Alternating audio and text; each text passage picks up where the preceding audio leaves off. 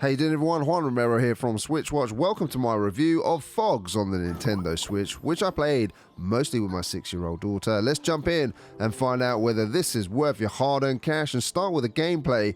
In Phogs, you play as a duo of dogs, which are linked with a stretchy belly. Each side of the Phog is distinguishable via their red and blue collar. Now, whilst you can play the game solo, it's much more fun with a friend or a member of family, and I think it's fantastic playing it as I did as an adult and child combination. The game really is made for a younger audience to be able to enjoy with the guidance of possibly an older family member or friend.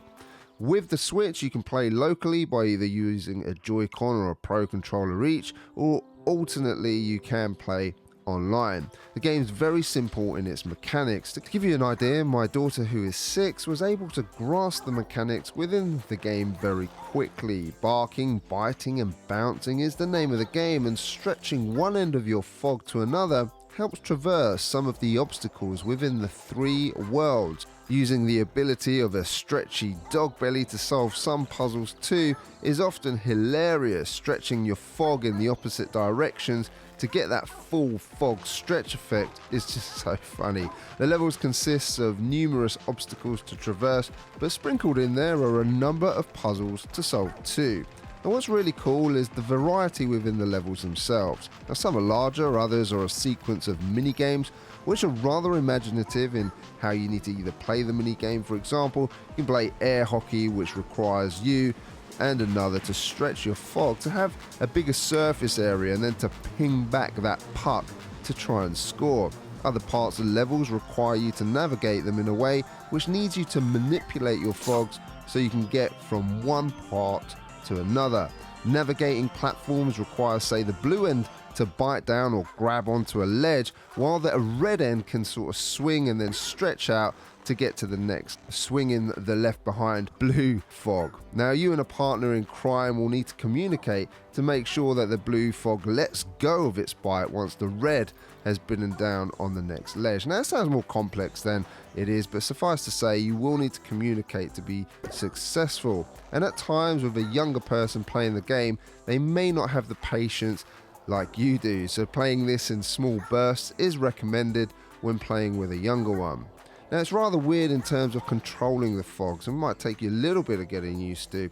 Think of it as controlling one Phog each, but they're tied together with that stretchy belly. If one of you goes one way, then the other will not move, as, you know, each side is as strong as one another. This means that you have to move in the same direction at all times unless you decide that you're going to stretch the belly so you can become longer, covering a wider surface area. Now, this has some interesting applications, to say the least. Controls are simple enough. R and L are used to stretch, and ZR or ZL are used to grab. Letting go of the stretch button will bring the Phogs back together. And sometimes controlling the Phogs was a little bit frustrating, but I don't think that's any fault of the game, so to speak. I mean, it could have been tighter, don't get me wrong, the controls, but that's more to do with, you know, sort of playing the game and having to manage your Phogs with another person and having the same ideas of what to do. But then that's the beauty of it, of course. My daughter and I ultimately found the puzzles and obstacles easy enough, and the only challenge was really getting our Phogs in the right place, which required a good deal of communication. But we had a lot of fun, and ultimately, that's what it's all about. Other examples is having to wrap your Phogs in a C shape around a ball so you can manipulate where you want to put it into its resting place to open up the next part of the level. The mini golf and arcade parts of the game we loved a lot. Playworld was cool, but didn't have the same resonance with me as it did my daughter, and Food World was, of course, just made us hungry, let's be honest. Now, the free worlds, Food World, Sleep World, and Play World require a number of puzzles and obstacles to be completed, and there's 24 levels in total. As you complete each level, then stars will be unlocked, which you can then use to unlock the next level, and you can traverse to these levels through snakes' mouths, which my daughter found very interesting indeed. Trying to get your Phogs into the snake's mouth, though, is another thing entirely. So all in all, we found the gameplay to be rather fun. In terms of visuals, visually and conceptually, we really like Phogs. While the levels are simple in their look, they look nice and colourful and use a palette of colours that will appeal in the sense that they are very cute, very colourful, and well, the Phogs themselves are adorable. You'll be able to customise with cosmetic items by looking for hidden bones within the levels themselves and then using them to purchase said items. Everything is bright, it's always easy to see what needs to be done next. Performance wise on the Switch, there were a few hiccups here and there, but nothing at all which detracted from the gameplay. Audio is a rather mixed bag in my personal opinion. There are some really nice melodies and backing tracks, but then there are others which I couldn't stand, such as in Playworld. But while they're not all perfect, they suited what I think the dev team were going for, and of course when you're barking with your Phogs, it definitely sounds really cute indeed, and my daughter loved that. Phogs is launching on all consoles, priced at $24 in the USA, $22.49 in the UK, and $24 in Europe. I think it's a rather expensive side of indie. I would have preferred it at a slightly lower price, say £15.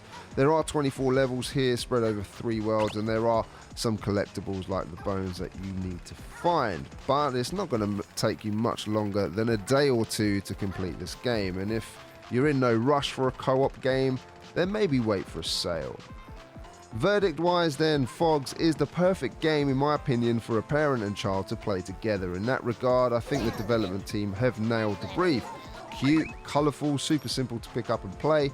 You can play solo, locally, or even have a friend online. It's really aimed at a younger audience, and while the game could have launched at a cheaper price, I think many will be able to pick this up, maybe over Christmas period, and have a really good time together.